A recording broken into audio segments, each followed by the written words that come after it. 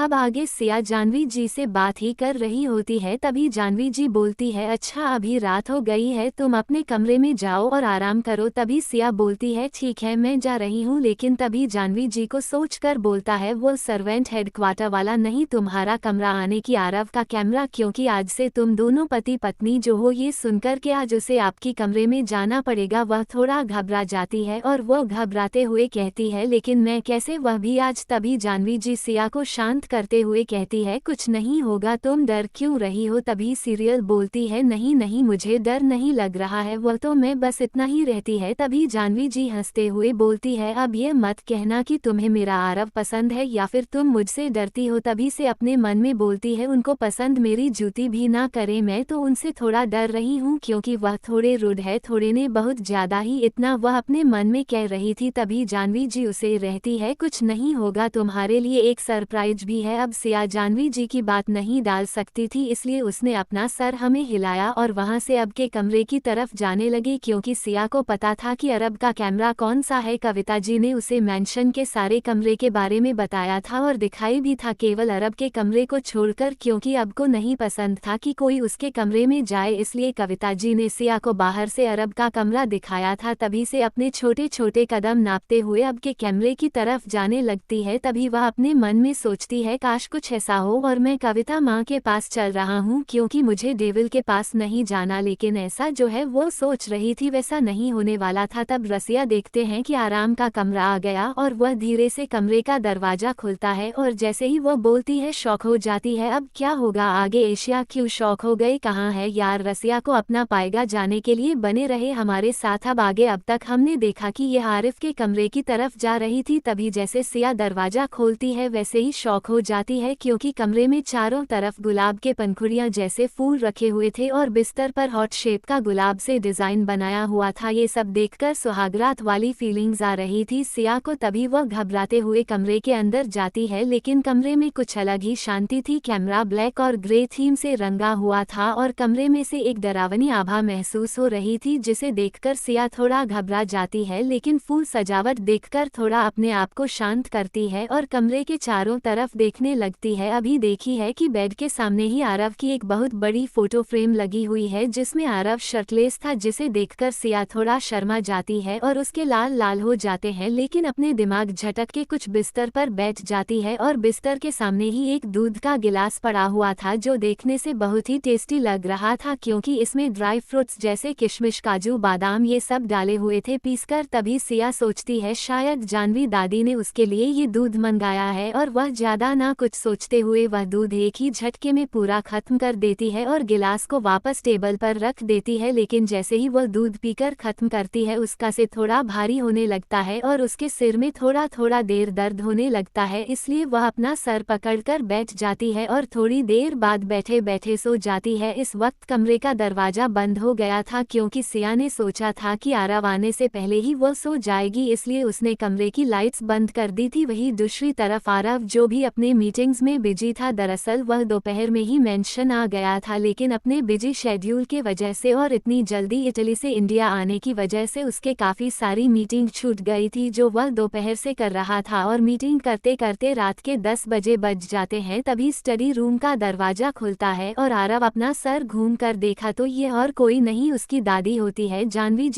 जी इस आरव से पूछता, अरे तुम अभी तक जगे हुए हो, तुम्हें तो अभी तक सो जाना चाहिए था। तभी यार बोलता है, दादी मुझे वह दरअसल अपनी मीटिंग्स कंप्लीट करनी थी और मेरी बहुत सारी मीटिंग छूट गई थी, इसलिए मैं अभी काम कर रहा था। तभी दादी माँ उसे डांटे हुए कहती है, बदमाश लड़के, मीटिंग के चक्कर में अपनी सेहत का ख्याल भी नहीं रखा और तुमने अभी तक खाना भी नहीं खाया। तभी वह अपने पीछे खड़ी मेड को ईशा करती है। तभी वह मेड, जिसका नाम मालिनी होता है, वह अपने हाथों में रखे ट्रे को आरव के सामने करती है और वहां से अपना सर झुकाते हुए चल जाती है। तभी अब की दादी जानवी अब को डांटे हुए कहती है, मुझे ये सब फिनिश चाहिए, मुझे पता है तुम अपनी सेहत का ख्याल नहीं करते, इसलिए ये सारा गाना तूने खाना पड़ेगा, और हाँ लास्ट में मैं तुम्हारे लिए केसर बादाम के दूध भी बना है अपने हाथों से तुम्हारे लिए, तुम्हें वह पीना ही पड़ेगा। ये बात कहते हुए जान मुझे थोड़ी घबरा रही थी क्योंकि उन्होंने कुछ जोल किया था और तभी अब बोलता है हाँ दादी मैं खा लूँगा अच्छे से, थोड़ी देर में आप आराम करो, आप थक गई होगी और आप आज ही अस्पताल से यहाँ पर आए हैं तो आप आराम करो, आपकी आराम की बहुत ज़रूरत है। तभी दादी जी बोलती है अगर तुम खुश हो गए तो मैं भी खुश रहूँगी और मेरा शहर भी ठीक रहेगा, इसलिए तो मेरे सामने पहले वह दूध पियोगे फिर सारा खाना खाओगे। इतना करके वह नौकर को बुलाने लगता। कुछ देर बाद नौकर अपने हाथों में दूध की गिलास लाता है और जानवी जी को दे देता है। तभी जान मुझे अपने हाथों से अब को दूध के गिलास देते हुए कहती है पूरा फिनिश करना पड़ेगा तभी मैं तुम्हें काम करने दूंगी वरना भूल जाओ। जो अभी अपने दिल ही दिल मुस्कुरा रहा था अपनी दादी की पिचकारी हरकतों से उसे थोड़ा शब्द होता है कि दादी उसे इतना दूध पीने के लिए इंसिस्ट क्यों कर रही है, लेकिन वह अपना दिमाग झटक कर दादी के हाथों से गिलास लेकर दूध पीने लगता है। दूध पीने के बाद वह गिलास अपनी दादी को देते हुए कहता है को मैंने आपकी सारी ड्रिंक पी ली, अब तो आप जाओ और रेस्ट करो और मैं अपना खाना फिनिश करके अपने कमरे में चल जाऊंगा। तभी उसकी दादी बोलती है खाना में जल्दी फिनिश कर लेना और काम मत करते रहना। तभी आरव अपना सारा में हिलता है और अपनी दादी को जाने का असर करती है और उसकी दादी जानवी जी वहां से चल जाती है एक इविल स्माइल करते हुए। आरव को दूर दूर तक यह अंदेशा नहीं था कि उसके साथ आगे क्या होने वाला है, क्योंकि जो भी होने वाला था कुछ तो खतरनाक होने वाला था। आरव जो अपनी दादी का जाने के बाद अपने फाइल्स को समेटने लगता है कि उनकी यूज भी दूध पीने के बाद थोड़ा थोड़ा चक्कर जैसा महसूस हो रहा था, इसलिए उसने सारे फाइल्स समेटने के बाद अपना खाना खाने जैसे ही बैठता है वैसे ही उसका सर चक्कर आने लगता है और उसे कुछ समझ नहीं आ रहा था कि वह क्या करे। तभी वह अपने कमरे में जाने का सोचता है और अपने करने की तरफ अपने कदम बढ़ने लगता है। इस वक्त आरव की आंखें पूरी नशीली हो गई थी, ऐसा लग रहा था कि उनमें बस डूब जाऊं, ऐसा मेरा मन कर रहा था एक्चुअली में। लेकिन हमारी हीरोइन तो सिया है तो मैं बस इमेजिन ही कर सकती हूँ और आप भी इमेजिन कीजिए। अब आगे अपने लड़खड़ाते कदमों से अपने कमरे की तरफ जाने लगता है। कमरे के बाहर पहुंचकर वह अपना दरवाजा कैसे खोलते हैं वैसे ही उसके नाक में गुलाब के फूल और एक लवेंडर की हल्की बीमी सी स्मेल आती है और वह एसएमएस को सुनकर थोड़ा मदहोश हो जाता है। तभी वह अपने कमरे का दरवाजा लॉक करके पीछे मुड़ता है। तभी उसे कुछ अजीब सा लगता है क्योंकि उसका कमरा कुछ अलग ही लग रहा था उसके मुताबिक। तभी वह अपने कमरे के चारों ओर देखा और उसकी नज़र अपने बिस्तर पर सो रही एक अप्सरा जैसी लड़की पर पड़ती है और वह कंफ्यूज हो जाता है, लेकिन वह इस समय कुछ सोचने समझने की हालत में नहीं था, इसलिए वह अपने कदम धीरे धीरे बढ़ाते हुए अपने बेड के तरफ जाने लगता है। बेड के पास पहुंचकर देखता है तो उससे एक लड़की दिखाई देती है, हालांकि अब को उसे लड़की का चेहरा तो नजर नहीं आ रहा था क्योंकि कमरे में बिल्कुल अंधेरा था इस वक्त। तभी वो उस लड़की के गाल जैसे छोटा है वैसे उसे कुछ साफ साफ सब महसूस होता है क्योंकि उसे लड़की के यानी सिया के गाल सॉफ्ट सॉफ्ट से थे। तभी वो उस लड़की को देखने की कोशिश करता है लेकिन अंधेरे के कारण उससे कुछ दिख नहीं रहा था और वह फ्रस्ट्रेटेड होकर उसे लड़की को पीछे धकेल देता है। तभी वो लड़की जो सिया थी वह नींद में एक एसएमएस आने लगती और उसका साड़ी का पल्लू और नीचे गिर जाता है और उसकी क्लीवेज थोड़ी थोड़ी विजुअल हो रही थी क्योंकि कमरे में एक छोटी सी खिड़की भी थी जिसकी हल्की हल्की रोशनी कमरे में पड़ रही थी जिससे सिया का बेदाग शरीर और भी आकर्ष दिख रहा था। ये सब नज़ारा देखकर आज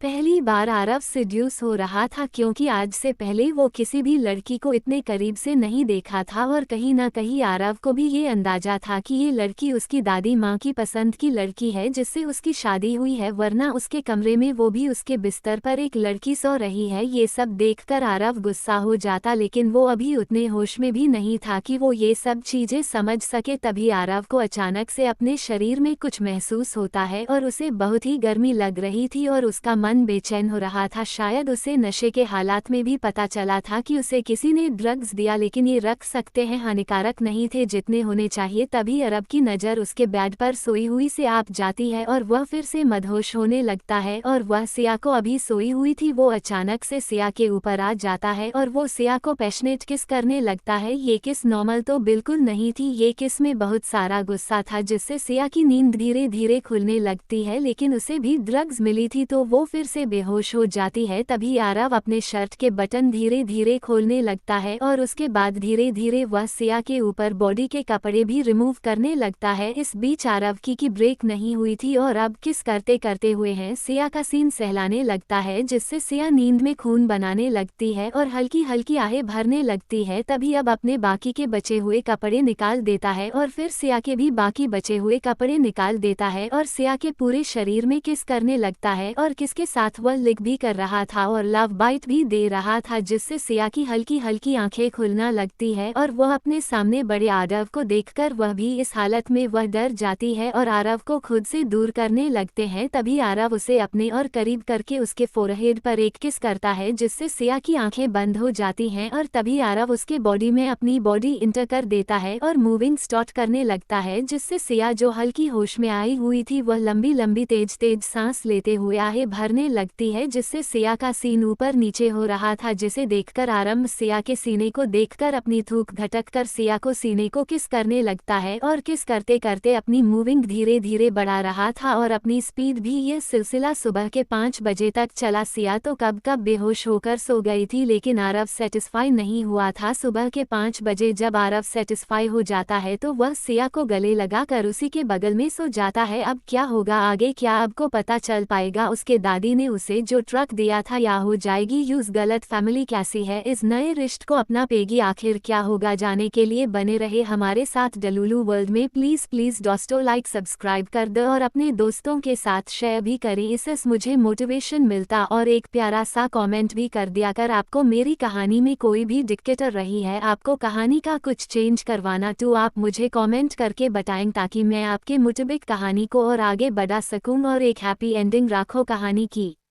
धन्यवाद। अगली सुबह दोपहर के 1:08 बज रहे दी और इस वक्त सिया और आरव दोनों एक दूसरे से लिखट हुए सो रहे थे। तभी आरव का कमरा का दरवाज़ा कोई नॉक करता है। तभी आरव की आवाज़ रूम के नॉक करने से खुलने लगती है। तभी वह दूसरी तरफ पलटकर अपनी धीरे धीरे आंखें खोलने लगता है और उसकी आंखें अपने घर में के चारों तरफ देखने लगती है। तभी आरव को महसूस होता है कि उसने इस वक्त कुछ भी नहीं पहना होता है, तो वह पहले अपने आप को देखता है, फिर रूम को आंखी से देखने लगता है। रूम के चारों तरफ लाल गुलाब और गुलाब के पंखुड़ी हुई थी और मिस्टर के जस्ट नीचे कुछ कपड़े गिरे हुए थे, जिनमें से एक आरव का कपड़ा थोड़े दूसरी एक लड़की की कपड़ा था। तभी वह अपने बगल में रहाटा है टू यूज लड़की की ब्यूटी दिखती है, जिसके पेट में एक बटरफ्लाई का टैटू लगा रहाटा है। जैसे वह उसके पीठ में इतिहास आकर्षक टैटू देखता है, वह एक पल के लिए कोई देखते रहाटा है। तभी यूज ध्यान आता है कि किस हालत में, और वह जल्दी से बिस्तर से उठाता और अपनी जल्दी जल्दी कपड़े पहनाने लगता है। तभी उसके रूम के दरवाजा पर से कोई खटखटा है, बिना या देखे किसने अभी रूम खोला छोड़ दिया। तभी कुछ देर बाद सिया के कानों में कविता जी की आवाज आती है, जोर से आरव के रूप के बाहर से बोल रही थी, सिया बेटा क्या फूट गए आप, इतनी लेट से तो नहीं उठाते हैं, अब उठ जाओ, अभी आपका ब्रेकफास्ट का टाइम हो रहा है, फिर आपको लंच भी तो करना है, अभी 1 बजे बज गए हैं। सिया कविता जी की आवाज सुनकर अपनी धीरे धीरे आंखें खोलता है और अपनी आंखों में चलते हुए बोलती है, वैसे इसका चादर नीचे गिर जाता है और वह अपने आप को देखने लगती है जो बिना कपड़ों की थी। तभी से कि मुझे एक चीज निकल जाती है। शंकर कविता जी घबराते हुए पूछता है, क्या हुआ बेटा, क्या तुम ठीक हो ना? तभी सिया हड़बड़ाते हुए कहती, हाँ मैं ठीक हूँ, वह मैंने कुछ देख लिया था। इससे पहले कविता जी और कुछ बोल पाती कि सिया जल्दी से बोलता है, मैं आता हूँ, 2 मिनट में आप पहाड़ी खड़े रहेगा, क्योंकि सिया भी जानती थी कि कविता जी कभी भी आरंभ के कमरे में नहीं जाती थी,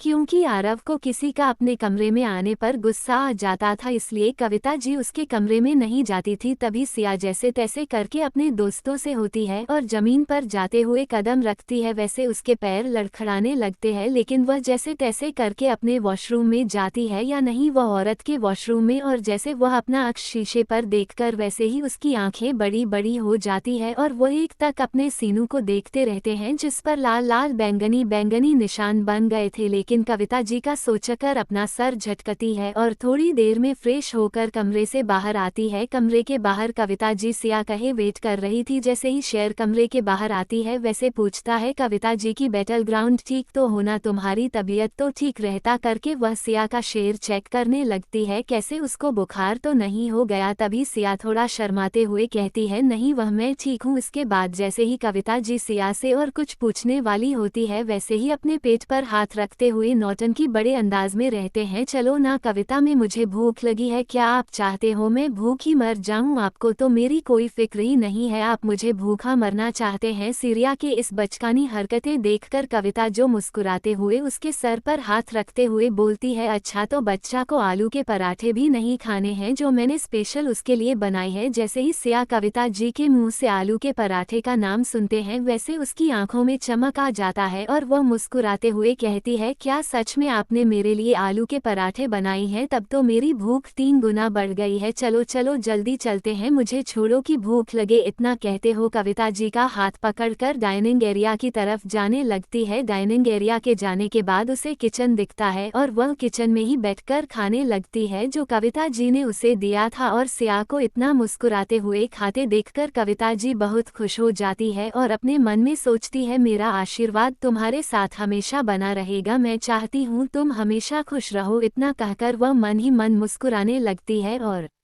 सिया जो भी खा रही थी कविता जी को मुस्कुराते हुए देखकर नौटंकी से बोलता है, अच्छा जी किसको देखकर मुस्कुराया जा रहा है, किसके ख्यालों में है? कहीं वह ड्राइवर अंकल तो नहीं जो आपको देखकर हंसते हैं और अभी उसको देखने की मुस्कुराती हो? सिया की ऐसी बातें सुनकर कविता जी थोड़ी गुस्से में बोलती है, तुम्हारा बचकाना अभी तक नहीं गया है? इतना करके वह अपना पैर पटक दे वह चल जाती है, लेकिन अंदर से वो मुस्कुराते रही थी। सिया की ऐसी बातें सुनकर रसिया जिसे कविता जी के बारे में सब कुछ पता था वह कब कैसा फील करती है तो वह भी मुस्कुराकर खाने लगती है। Why do see the rough रोजा इस वक्त गस में था, वह अपने कमरे की चड्डी रूम में जाकर अपने काम पर फोकस करने लगता है कि उनकी एक बाकी टजू से बाकी सारे चीजों से ध्यान भटकने में मदद करता था। कुछ घंटन की मीटिंग के बाद वह अपने असिस्टेंट रवि को फोन करता है और कुछ इंस्ट्रक्शन देते हुए फोन काट देता है और अपने मन में सोचता है, तुम जैसी चालू और लालची लड़की के साथ में एक पल भी नहीं रह सकता हूँ। और इतना कहकर वह अपने कमरे में जाने लगता है और सिया जो अभी मजे से आलू के पराठे खा रही थी तीखी चटनी के साथ, उसकी एक नौकर बताता है कि आरव बाबा उसे बुला रहे हैं। ये सुनकर सिया थोड़ी कंफ्यूज हो जाती है लेकिन सोचती होगा शायद कुछ काम। वैसे भी सिया को लग रहा था कि शायद अब एक नई शुरुआत करना चाहता है क्योंकि आराम नहीं पहला कदम कल रात को उठाया था और सिया की ऐसी हालत करके छोड़ी थी जिसे उसे चलने में भी प्रॉब्लम हो रही थी। तभी से अपने आलू के पराठे साइड में रख दिए और अब के रूम की तरफ जाने लगती है। आराम के रूम पहुंचने के बाद आराम से खिड़की के तरफ अपना सर किए हुए था वह सिया से बोलता है, आ गई तू? तभी सिया बोलते हैं, आपको कुछ काम था मुझे? तभी आरव अपने हाथ में रखी प्रोफाइल सिया की तरफ देखते हुए कहता है और खिड़की की तरफ नजर का हुए कहता है, ये लो ये पेपर्स और सेंड करो। तभी सिया ना समझ से पूछता है, कैसे पेपर्स? तभी आरा सिया से बोलता है, ये डाइवोर्स के पेपर से जो हमारी शादी हुई थी वो कुछ महीनों के लिए हुई थी लेकिन कल रात की तुम्हारी हरकतों की वजह से मैं तुम्हारे साथ अब एक पल भी नहीं रह सकता हूँ। इतना कैसे हो? चुप हो जाता है। तभी सिया जो थोड़ी कंफ्यूज लग रही थी वह बोलती है, मैंने क्या किया कल रात? तभी आरव बोलता है, ज्यादा अनजान बनने की कोशिश मत करो, मैं तुम जैसी लड़कियों को अच्छे तरीके से जानता हूँ। तभी सिया बोलती है, मुझे ऐसी लड़की से आपका क्या मतलब है? तब यार बोलता है, तुम जैसी पासरो लड़की भले ही मैं तुम्हारा अभी तक चेहरा नहीं देखा है लेकिन मैं भगवान से ये दुआ करूंगा कि मैं तुम्हारा चेहरा कभी नहीं दिखाऊंगा और अगर तुम मेरे सामने गलती से भी आ जाओ तो अपना चेहरा मुझे भूलकर भी मत दिखाना कि क्यों मुझे तुम्हारा चेहरा देखकर ही गुस्सा आने लगता है और चुपचाप इन पेपर्स पर साइन कर दो, नहीं तो मेरे पास और भी रास्ते हैं पेपर से साइन करवाने के लिए। तभी सिया बोलती है, पर दादी? तभी बोलता है, दादी को मैं समझा दूंगा लेकिन मुझे तुम इस घर में एक मिनट भी नहीं चाहे, अगर तुम इस घर में रहोगी तो मैं इस घर में नहीं रहूंगा। इतना कहकर वह चुप हो जाता है। तभी सिया बोलती है, मैं दादी से वादा किया था कि चाहे जो भी कुछ हो जाए मैं आपके साथ पूरे 2 महीने रुकूंगी, अगर आपको मेरे साथ रहना है तो आप रह सकते हो लेकिन आपको मुझे छोड़कर जाना है तो प्लीज आप यहाँ से जा सकते हो। मैं 2 महीने इस मेंशन में गुर्जर के चल जाऊंगी और आई प्रॉमिस मैं आपका शक्ल भी नहीं डूबूं, मुझे भी कोई शौक नहीं है आप जैसे इंसान से मुंह लगने का, वह तो दादी का आसान है मुझ पर, इसलिए मैंने आपसे शादी की वरना मेरे लिए बहुत सारे रिश्ते आते रहते हैं। तभी आरव स्मॉल करते हुए बोलता है, रिश्ते? मुझे तुम्हारे तुम्हारे बारे में सब कुछ पता है। तुम कैसे अपने गांव से भाग आए हो और अपनी शादी से भी, क्योंकि वह लड़का मैं था इसलिए तुमने उसे छोड़कर यहाँ पर आ गए और मुझे से मेरी लड़के को फंसाने की कोशिश कर रहे हो। तुम मुझे स्टूपिड समझ रहे हो। तभी सिया बोल दिया, आपको मुझे जो भी समझना समझ लिया, मुझे कोई एक्सप्लेनेशन देने की जरूरत नहीं है। अगर आपको मुझसे कोई प्रॉब्लम बोले तो आप जाकर दादी से बात कीजिए। अगर वॉइस आप मुझे तोड़ रही है और अपने ही पहला कदम उठाया था मैं, तो मुझे कोई शौक नहीं था कि आपके साथ रहने का। और हाँ, जब इन 2 महीना में मैं सिर्फ और सिर्फ आपके कमरे में रहूंगी कि मैं दादी से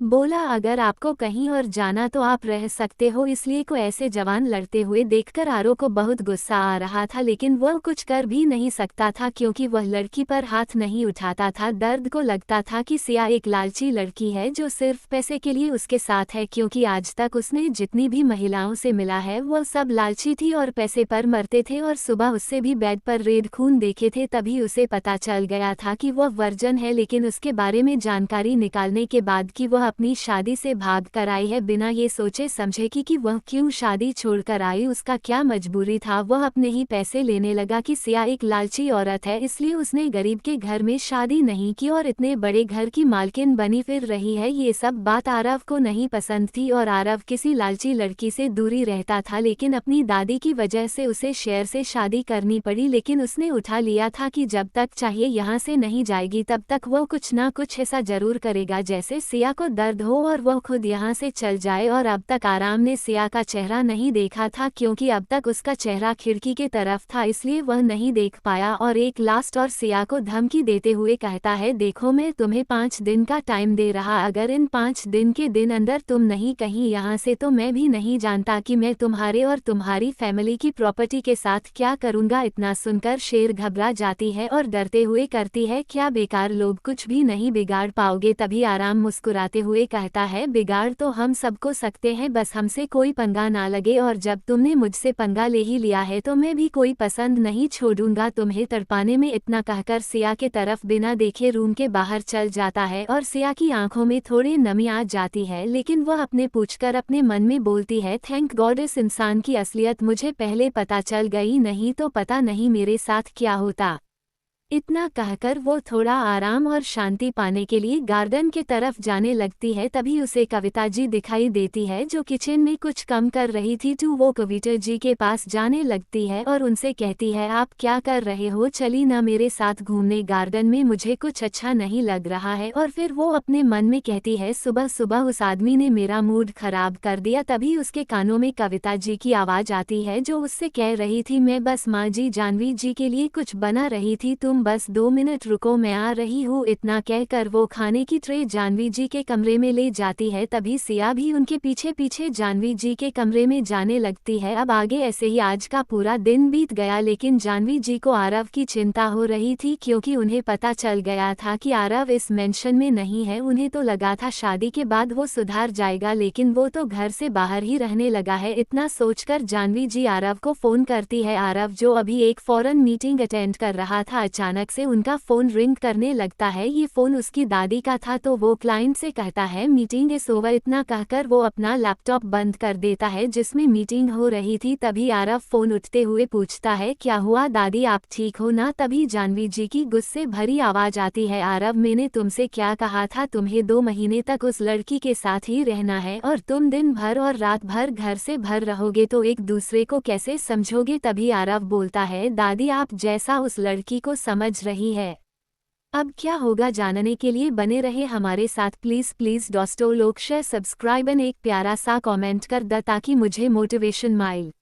अब आगे तभी आरव और कुछ बोलने वाला रहता है, लेकिन उसकी दादी उसे चुप करते हुए कहती है, मैं कुछ नहीं जानती, तू डिनर करने आएगा तो देख लो। अपनी दादी की ऐसी हालत देखकर आरव हाँ कर देता है और थोड़ी देर में आकर कहकर वह अपना फोन काट कर देता है। और जानवी जी भी थोड़ा खुश हो जाती है, भले उनके हेल्थ को लेकर उनका पोता हाँ बोला है, लेकिन कम से कम वह घर तो आ रहा है ना भाई। दूसरी तरफ सिया और कविता जी सर्वेंट हेडक्वार्टर में अपने अपने कमरे में थी। सिया जो इस वक्त पीली साड़ी पहनी हुई थी जो जानकी जी ने दिया था उसको आज पहनने के लिए, और मांग में सिंदूर और गले में मंगलसूत्र। वो इस वक्त बला की खूबसूरत लग रही थी, पर अफसोस आरव ने तो सिया की सुंदरता देखी है नहीं और न ही सिया का चेहरा। उसने बिना देखे और सोचे समझे सिया को गलत समझ लिया और यह गलती उसे आगे चलकर बहुत बड़ा पश्चाताप में बदल दे। सिया जो इस वक्त अपने रूम में आराम कर रही थी, उसके रूम का दरवाजा कोई खटखटाता है। तभी सिया सोचती है इस वक्त कौन होगा। सिया जाकर दरवाजा खोलती है तो उसका नौकर फ्रैन तेज रहता है। तेज बोलना है मालकिन आपको बड़े में साहब ने अपने कमरे में बुलाया है। तभी सिया बोलती है तुम मुझे मालकिन क्यों कह रहे हो, हम तो अच्छे दोस्त हैं। तभी तेज बोलना है मालिक और नौकर कभी अच्छे दोस्त नहीं बन सकते। इतना कहकर वह अपने हाथ जोड़कर बोलता है अब मुझे जाने क्या गया दीजिए, और इतना करके वह चल जाता है और इसलिए थोड़ी उदास हो जाती है क्योंकि पूरे विला में एक तेजी था जो उसका सबसे अच्छा दोस्त था। वह उससे बात भी बहुत अच्छी तरीके से करता था, लेकिन आरव के चक्कर में उसका अच्छा दोस्त चला गया। लेकिन वह भी कर ही क्या सकती थी, इसलिए वह अपना सर झटकती है और जानवी जी के कमरे में जाने लगती है। जानवी जी जो अपने कमरे में बैठकर कुछ सोच रही थी, वह सिया को आते हुए देखकर खुश हो जाती है और सिया से कहती है आओ बैठो सिया, मुझे तुमसे कुछ काम था। तभी सिया जानवी जी से बोलता है दादी माँ आपको मेरे से क्या काम है। तभी जानवी जी बोलते हैं वह आज रात आराम आ रहा तो क्या तुम उसके लिए उसके पसंद का खाना बना सकती हो, मैं जानती हूँ तुम बहुत अच्छा खाना बनाती हो। तभी सिया बोलती है लेकिन उन्होंने ने मुझे उनके सामने आने से मना किया है। तभी जानवी जी कहती है क्या उसकी ऐसी हिम्मत कि वो मेरी बहू को ऐसा कहे। तभी सिया बोलती है जाने दीजिए दादी जी, जो होना था वो हो गया और शायद मैं उन्हें पसंद नहीं हूँ, हो सकता है वह किसी और को पसंद करते हैं। तभी जानू जी उस चुप कराते कहती है मैं अपने कुत्ते को अच्छी तरीके से जानती हूँ, वो किसी को नहीं पसंद करता है क्योंकि वो लड़के से दूर भगाता है। मैंने तुमसे उसकी इसलिए शादी कराई थी कि वो खुश रहा है और अपनी जिंदगी में आगे बढ़े। तभी सिया बोलती है ठीक है मम के लिए आज खाना बना लूंगी, प्लीज लाइक शेयर सब्सक्राइब करें और मेरी वीडियो को ज्यादा से ज्यादा शेयर करें। और आज मैं आपके लिए एक सरप्राइज भी लाई हूँ क्योंकि आज व्हाइट मैंशन में कुछ धमाकेदार होने वाला है जिसकी कल्पना किसी ने नहीं की होगी। आखिर क्या होने वाला है आज ये तो सिर्फ मैं ही जानती हूँ। आगे के एपिसोड सुनने के लिए प्लीज चैनल को लाइक और सब्सक्राइब करें। अभी आगे 1 घंटे बाद मेंशन के आगे अरब की कार रुकती है और मेंशन की पिछली सीट का दरवाजा खुलता है और आरव आता है और उसके बाद ही कर की दूसरी सीट का दरवाजा खुलता है और एक लड़की के पैर दिखाई देते हैं और तभी वो लड़की आरएफ की कार से निकलती है और आरव के हाथ पकड़कर बोलती है चलो डार्लिंग। इतना कहकर वो आरव के साथ जाने लगती है। भाई दूसरी तरफ सिया जो आज थोड़ी खुश थी क्योंकि वो पहली बार आरव के लिए खाना बनाने वाली थी, वो एक्साइटेड होते होते बहुत कुछ बना देती है आरव के लिए, लेकिन आज उसको ऐसा झटका मिलने वाला था जिसकी कल्पना उसने कभी नहीं की होगी। और जानवी जी जो अपने कमरे में आरव के आने का वेट कर रही थी, तभी एक नौकर उनके पास आता है और कहता है अरब बाबा नीचे गया है। लेकिन तभी जानवी जी उस रुकते बोलते हैं लेकिन क्या। तभी वो नौकर बोलता है आरव बाबा एक लड़की के साथ आए हैं। इतना सुनकर जानू जी थोड़ी शॉक हो जाती है, लेकिन अपने शॉक की एक्सप्रेशन को छुपाते बोलती है ठीक है तुम जाओ। इतना कहा कि वो सीढ़ियों से नीचे जाने लगती है। तभी वह देखती है रके साथ एक लड़की है जो आरिफ की बाहों में हाथ डालकर प्योर मेंशन को देख रही है और आरिफ से कुछ बातें कर रही है। तभी जानवी जी आरव से पूछती है ये लड़की कौन है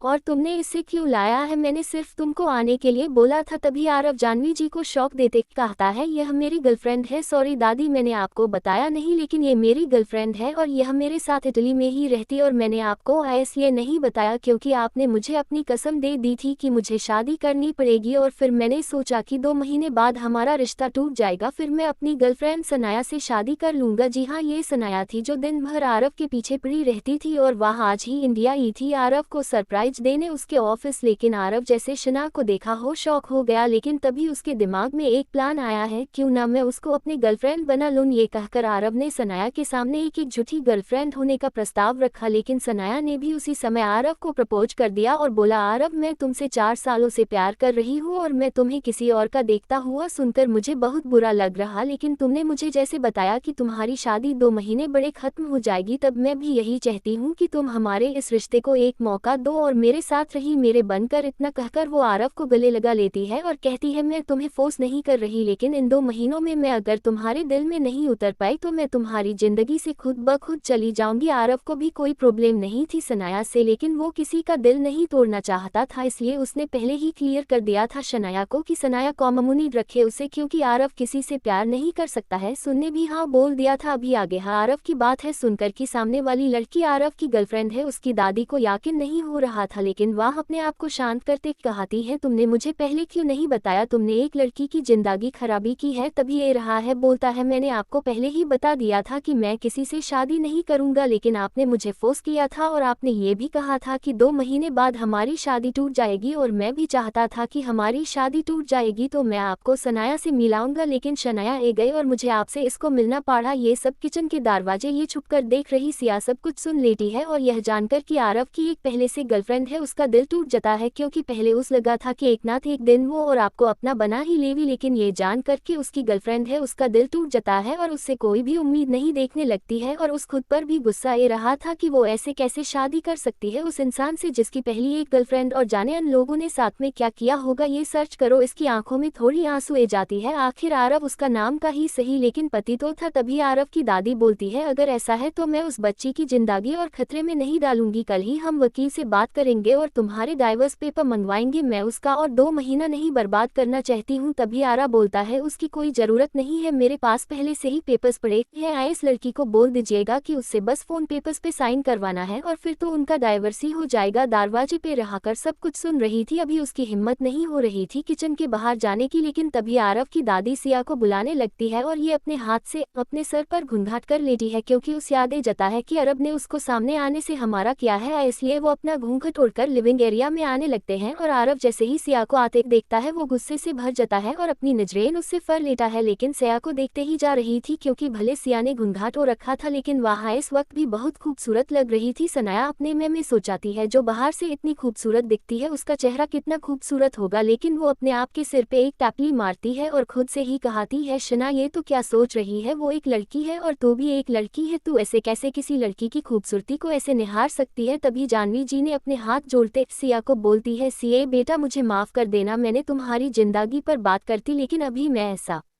नहीं होने दूंगी, तो मैं भी डाइवर्ट चाहिए था ना, मैं जानती हूँ कि तुम्हें अंदर से बहुत दुख हो रहा है अपने पति को किसी और के साथ देखते, लेकिन ये सारी गलती मेरी है, मैंने अपनी बेवकूफ़ी और हर बात में आकर तुम दोनों के ऐसे शादी करवा दी और अभी तुम सबके साथ साथ मैं भी पछताए रही हूँ। इतना कहकर वो सिसकने लगती है और भी सिया जानवी जी से बोलती है दादी आपकी कोई गलती नहीं है, आपने बस अपने पोते की भलाई सोची थी, लेकिन पैसा हो जाएगा ये किसी ने नहीं सोचा था, मैं कल डाइवोर्स पेपर को साइन कर दूंगी। इतना कहकर वह मेंशन से बाहर सर्वेंट हेडक्वार्टर की तरफ जाने लगती है। वही आरव जो थोड़ा शॉक लग रहा था क्योंकि उसने सिया को घूंघट में देख लिया था, लेकिन तभी उसे याद आता है कि उसने सिया को बोला था कि वह अपनी शक्ल ना दिखाए। सिया के जाने के बाद जानवी जी उदास मन से अपने कमरे की तरफ जाने लगती है, लेकिन पीछे मुड़कर बोलती है मैंने डिनर कर लिया है, तुम भी कर लो जाकर, मैं अपने कमरे में जा रही हूँ। तभी आराम अपना सारा में हिलना और डाइनिंग टेबल की तरफ जाने लगता है, उसके साथ ऐसा नया भी जाती है और डाइनिंग टेबल पहुँचने के बाद वह अपनी चेयर आ सकता और चार पर बैठ जाता है। तभी कुछ नौकर आते हैं और उसको खाना साफ करने लगते हैं। तभी अब देखता है कि आज उसकी पसंद की सारी चीज बनी हुई थी और उसका फेवरेट खीर भी बना हुआ था। अपनी फेवरेट खीर को देखकर अब एक्साइटेड हो जाता है और जल्दी जल्दी खाने लगता है, और जैसे ही वह खीर का पहला बैठ लेता है उसकी आंखें बंद हो जाती है, क्योंकि खीर का स्वाद बिल्कुल उसकी माँ के हाथों के बने हुए खीर का स्वाद जैसा लग रहा था। आरव बिना कुछ न सोचते हुए डिनर कर लेता, लेकिन आज का खाना बहुत ही टेस्टी था और सारे खानों में उसकी माँ के हाथों का स्वाद लग रहा था। खाना खाने के बाद अब अपने कमरे में चल जाता है और सनाया जिसको भी खाना बहुत अच्छा लगा था वह शेफ की तारीफ कर रही थी, वह भी खाना खाने के बाद अपने कमरे में चल जाती है। अब आगे अगली सुबह सिया जो रात भर नहीं सो पाई थी उसकी आंखों के नीचे काले धब्बे हो गए थे, वह बहुत देर कुछ सोच रही थी। कुछ देर सोचने के बाद वह अपना छोटा सा बैग निकलती है और उसमें अपने कपड़े रखने लगते और बाकी बचे हुए पैसे रखने लगती है जिसे उसने जमा किया था, क्योंकि सिया ने सोच लिया था कि डाइवोर्स होने के बाद वह यहाँ से चल जाएगी, क्योंकि वह किसी और पर और बोझ नहीं बनना चाहती थी। और वह दूसरी तरफ कविता जी बहुत उदास थी, क्योंकि उन्हें किसी नौकर से पता चल गया था कि कल रात क्या हुआ था और उन्हें लग रहा था कि सब उनकी गलती है, ना उनको सिया को यहाँ लेकर आए नीचे, या के साथ इतना कुछ हो गया। उसे बच्ची ने कितना दुख पहले ही सहा हुआ था, उसका दुख अभी काम भी नहीं हुआ था कि उसके सर पर दुखों का और पहाड़ उतर गया, और इसी डर के कारण कविता जी सिया से बात करने नहीं जा रही थी, क्योंकि सारी गलती उनको खुद की लग रही थी और पश्चाताप में वह सिया के पास भी नहीं जाती। और सिया जो सोच रही थी कि यहाँ से जाने के बाद वह कहाँ रहेगी उसे कुछ समझ नहीं आ रहा था, लेकिन वह बाद में सोने का कर मेंशन की तरफ जाने लगती है क्योंकि इस वक्त सुबह के 10 बजे बज गए थे और उसे डाइवोर्स पेपर सेंड करने का वक्त आ गया था। तभी सिया कुछ देर बाद मेंशन जाती है। मेंशन में सारे लोग ब्रेकफास्ट कर लिए थे। जानवी जी, शनाया और आरव अभी सोफे पर बैठे हुए थे। तभी उन्हें सिया आते हुए दिखती है जिसने अभी घूंघट कर रखा था और इस वक्त सिया ने गुलाबी कलर की साड़ी पहनी हुई थी जिसमें वह गुलाब जैसी लग रही थी और उसकी लवेंडर की धीमी धीमी हेतु माल को और अच्छा बना रही थी। अब जो अपने फाइल की तरफ देख रहा था, सिया की आने की आहट और उसकी लवेंडर की खुशबू सुनकर उसकी आंख बंद हो जाती है और उसको सुकून से कुछ पल ऐसे ही बैठा रहता है। तभी जानवी जी के पास आकर बोलती है, दादी गुड मॉर्निंग, आप कैसे हो, आपकी तबीयत कैसी है। अब तभी जानवी जी बोलती है, मैं बहुत अच्छी हूँ, मेरी तबीयत में भी बहुत सुधर गया। तबीयत किया ज्यादा बात न बढ़ाते हुए कहती है दादी जी। वह पेपर का नाम सुनकर दादी जी को होश आता है और वह टेबल पर रखे हुए पेपर पर इशारा करती है कि वहाँ पर पेपर है और सिया पेपर के सामने जाकर साइन करने लगती है। दरअसल सिया और आरव का डाइवोर्स अभी नहीं होगा, वह 6 महीने बाद ही होगा, लेकिन इस वक्त वह अगर साइन कर देती है तो डाइवोर्स पेपर वकील के पास जम हो जाएंगे और 6 महीने बाद खुद ब खुद उनका तलाक हो जाएगा क्योंकि पेपर्स पहले ही साइंस है और वकील और वोट से बातचीत कर ही आरव ने ऐसे पेपर बनाए थे कि एक ही बार साइन करने पर उनका डाइवोर्स हो जाए और 6 महीने बाद लीगली वह लोग डाइवोर्स हो जाए। साइन करते समय सिया के हाथ कहाँ पर आए थे, लेकिन वही मत करके साइन कर देती है और उसी के बगल में पहले से ही अरब के साइंस द एशिया को ऐसा लग रहा था कि अब कोश में कोई भी दिलचस्प नहीं है। देखा जाए तो सौर की इन 2 दिन की शादी में सिया को बहुत उम्मीद दे दी थी, लेकिन इन 2 दिनों में एशिया की उम्मीद सारी टूट गई थी। तब इसलिए साइन करके पीछे हट जाती है और जाने लगती है। वैसे ही दादी जी उसे रोकने वाली थी, लेकिन कुछ सोचकर और पछतावे में नहीं कुछ कह पाती। वही अरब का भी फोन में एक नोटिफिकेशन आने लगता है, वह भी लगातार। तब आरव अपना फोन स्क्रीन चेक करके देखने लगता है और जैसे ही वह नोटिफिकेशन देखा है मैसेज, तो वह गुस्से से भर जाता है और उसकी आंखें खूनी लाल हो जाती है। ऐसा क्या देखा था और अपने क्या सच में सिया अरब का घर छोड़कर चल जाएगी? आगे क्या होगा जानने के लिए बने रहे हमारे साथ। प्लीज दोस्तों लाइक सब्सक्राइब जरूर कर दे और मैं माफी चाहती हूँ, मैं जल्दी एपिसोड अपलोड नहीं कर पाती हूँ, इसके बहुत सारे कारण हैं, लेकिन आप लोग के कमेंट सारे मैं पढ़ती हूँ और मुझे बहुत खुशी भी होती है। तो आप लोग ऐसे मेरे साथ बने रहे हो और मैं आप लोग के लिए ही डेली एपिसोड अपलोड करने की कोशिश करूंगी।